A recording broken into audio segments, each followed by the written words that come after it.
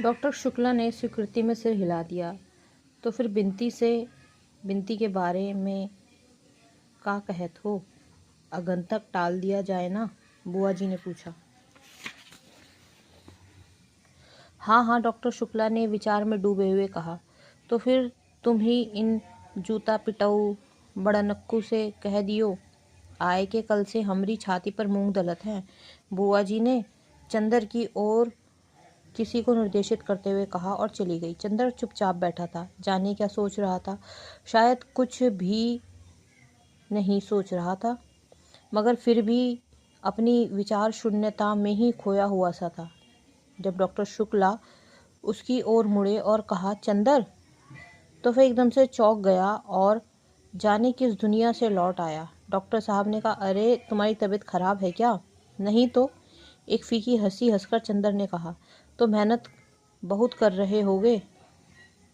कितने अध्याय लिखे अपनी थीसिस के? अब मार्च खत्म हो रहा है और पूरा अप्रैल तुम्हें थीसिस टाइप कराने में लगेगा और मई में हर हाल में जमा हो जानी चाहिए। जी हाँ, बड़े थके स्वर में चंदर ने कहा। 10 अध्याय हो गए हैं, 3 अध्याय और हैं और अनुक्रमणिका बनानी है। अप्रैल के पहले सप्ताह तक खत्म हो ही जाएगा। अब सिवा थीसिस के और करना ही क्या है? एक बहुत गहरी सांस लेते हुए चंदर ने कहा और माथा थामकर बैठ गया। कुछ तबीयत ठीक नहीं है तुम्हारी? चाय बनवा लो। लेकिन सुधा तो है नहीं ना महराजिन, डॉक्टर साहब बोले। अरे सुधा, सुधा के नाम पर चंदर चौंक गया। हाँ, अभी वह सुधा के बारे में सोच रहा था जब बुआ जी बात कर रही थी। क्या सोच रहा था?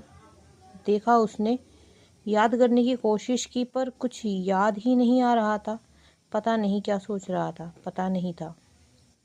कुछ सुधा के ब्याह की बात हो रही थी शायद। क्या बात हो रही थी? कहाँ गई है सुधा? चंदन ने पूछा। आज शायद साबिर साहब के यहाँ गई है। उनकी लड़की उनके साथ पढ़ती है ना, वहीं गई है बिनती के साथ। अब इम्तिहान को कितने दिन रह गए हैं? अभी घूमना बंद नहीं हुआ उनका? नहीं, दिन भर पढ़ने के बाद उठी थी, उसके भी सिर में दर्द था, चली गई।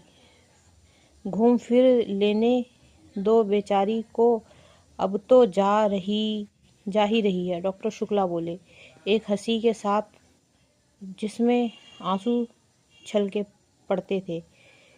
कहाँ तय हो रही है सुधा की शादी? बरेली में, अब उनकी बुआ ने बताया है। जन्मपत्री दी है, मिलवा लो।